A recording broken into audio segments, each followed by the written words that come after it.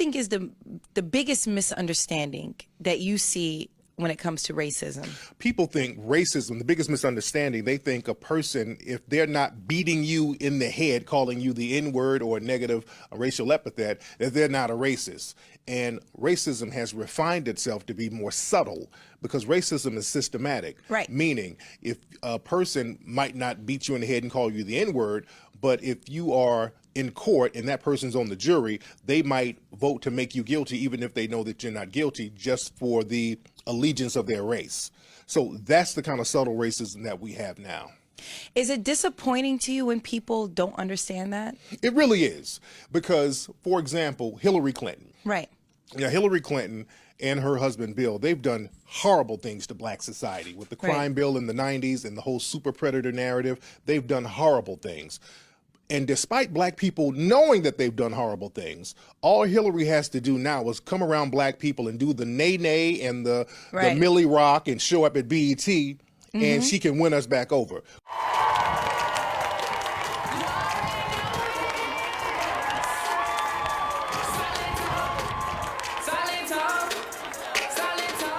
We got to stop being politically and racially naive like that. Why do you think that's the case?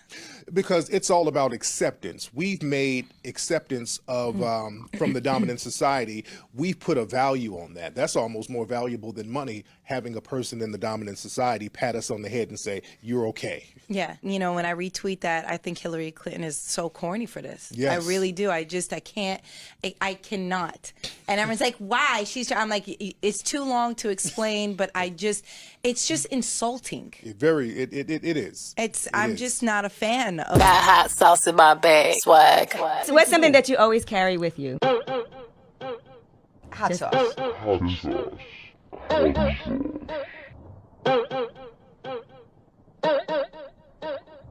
Hot sauce in my bag, swag? I got hot sauce in my bag. Swag.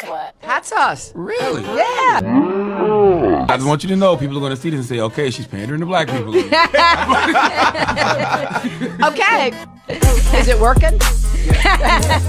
How do you, when you talk to other Africans, because I believe Africa as one continent, as one place, it's home, right? Yes. So how do you explain that? Because I think there's a serious issue when we are here and we try to divide one another. Oh, well, you're black, you're African American, you're separate than all the Africans. Where is this issue starting from, and where do you stand on that? Oh, that goes back to systematic white supremacy. They've always exploited our beefs and tribalisms, and that's been a major problem of black people globally.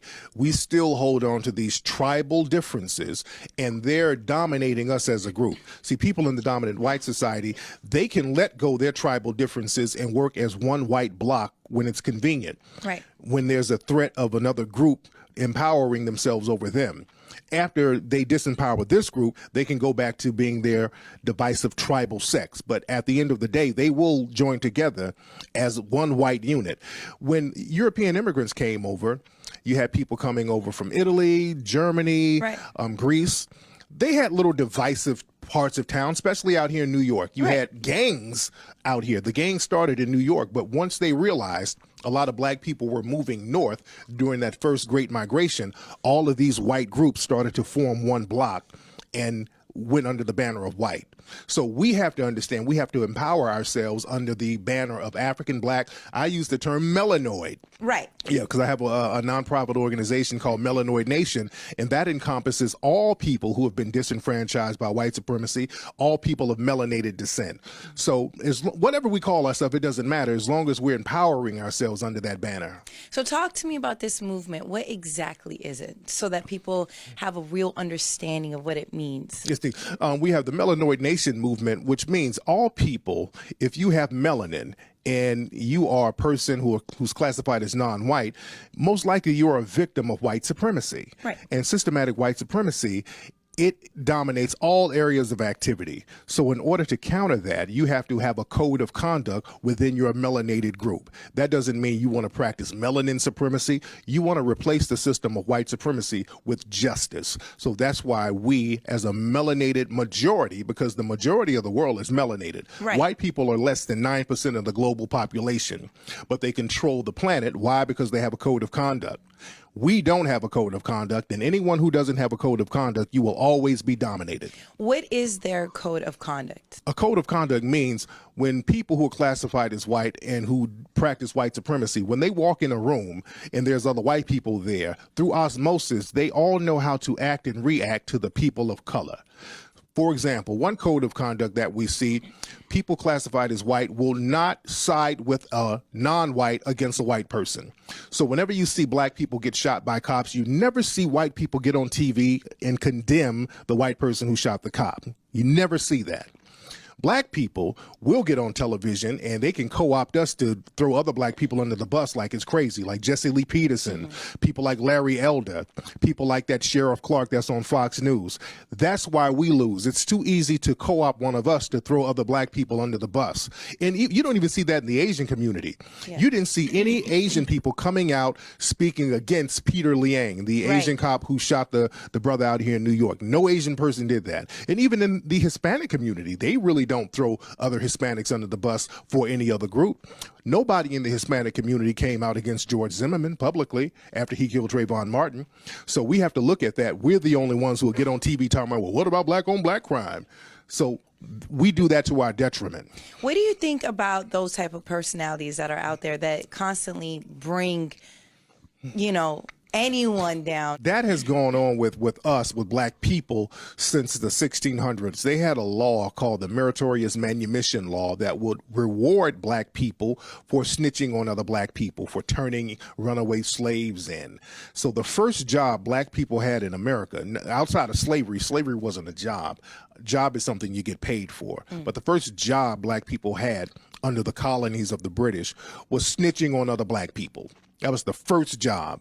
And that tradition has carried on to now. There's always been a reward for a black person to throw another black person under the bus. In one of these cities, there's a statue commemorating a black man who snitched on a white man named John Brown. Now, John Brown wanted to create a rebellion. He was a white guy who created a slave rebellion because he was one of the few white people who said, look, I don't agree with slavery, and I'm going to go out here and do something about it. Right. So he wanted to fight the government. It was a black guy who told on him. And they have a statue commemorating this black person. That just shows you how they will always give props to a black person who will go along with systematic white supremacy. And these people that we see on television, they're usually vetted.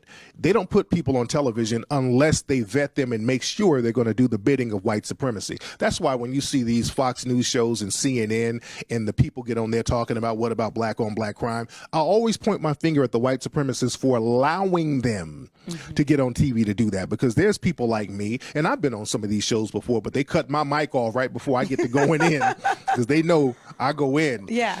But they allow these people to do that. So we always have to keep that in mind.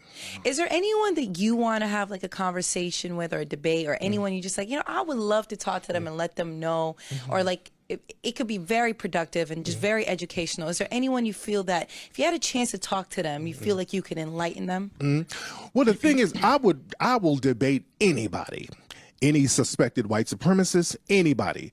The thing is, most of these conversations that they have when it comes to race, it's always in a controlled environment where nobody can debate them.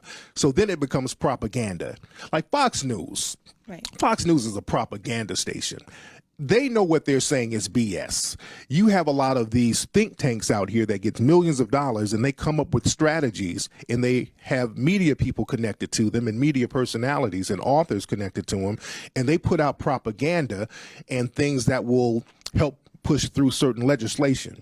Yeah. For example, when they had that whole knockout game propaganda, that was a totally false narrative. There was no knockout game that people were playing around the country. They put out stories saying that black kids are going around knocking white people out as part of a game. So they got a bunch of random videos that had nothing to do with each other, put them on television and said this is part of a game, and then they started to create laws based on the knockout game. That's one of the reasons why they justified killing Mike Brown, because they said Mike Brown tried to knock out Darren Wilson. So in the minds of a white supremacist, they've been hearing knockout game, knockout game, knockout game, and then you hear about this big black guy trying to knock out a cop. by running through the bullets, which is some super Negro nonsense that don't even make sense logically and physically, but they go along with that narrative. So we have to understand how propaganda works. So I will debate any of these people, but they wouldn't want to debate me. And we've never had a real conversation about race in this country. We should have a real conversation about race without all the yelling and going back and forth. Let's have a calm conversation and let's hear the people from the dominant society, hear their perspective. We'll say what we have to say without it becoming a whole woes me type of thing, because that's what we got to stop doing. Black people get in the room and we start talking about how bad we got it. I want to talk about this thing logically.